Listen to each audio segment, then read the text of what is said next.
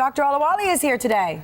We were just saying whether this is shocking or surprising. It's a new study on hypertension in young adults. Yes. Somewhat surprising for the medical community, though. Absolutely. You know, we used to think that young people are immune from hypertension. Right. And that, you know, you eat salt, you take all this water, and you just pee it out. But it seems that the study shows that people are not that immune. 1 in 5 young adults who we looked at between 24 and 32 had hypertension. And that's a problem because long-term hypertension can cause heart disease, strokes, and kidney disease. What are the signs of hypertension? Well, the thing is, it's silent. Yeah, Nobody knows, right? So the young really kids don't aren't any. know. And so they don't go to the doctor, and there's no way to really find out. Is it stress-related, or do I just think everything is stress-related? Well, it's a whole bunch of things. Obesity, right?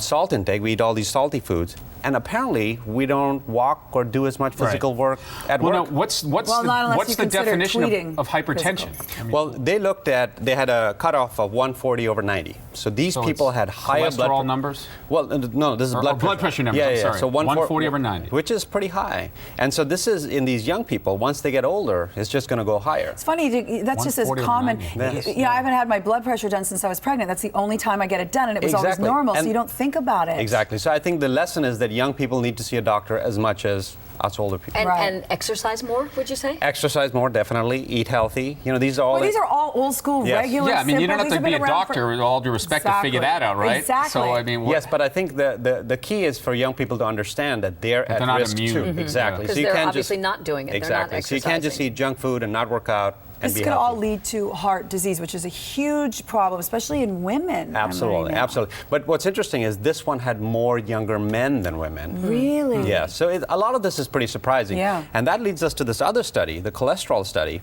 And you know, conventional wisdom was that there's 2 kinds of cholesterol, right? Good cholesterol and bad cholesterol. And we know that if we reduce the bad cholesterol, we're all going to be good. But we also thought if we increase the high cholesterol, it's a good thing.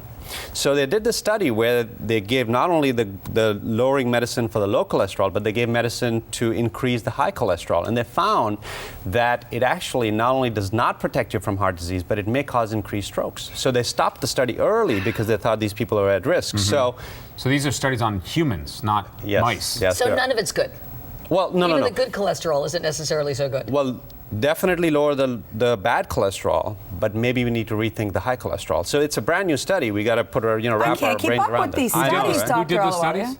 These are all long-term studies done by cardiologists at major centers, and these are not like 50 or 100 people. These are thousands of people that they study, and this was an NIH-funded study, I believe. And when they stop a study, that's a big deal because they really think something bad is happening. So the bottom line is what? Exercise, eat healthy, eat and don't drink too much. Well, thank you. Jillian, you're 0 for 3. No, I'm doing all those good things. You know who's going to be here? Thank you. Paris Hilton. That's how she says thank you. She goes, thank you. She's going to be here in the studio. A question for Paris? Nope. She looks very fit. She's great. Yeah.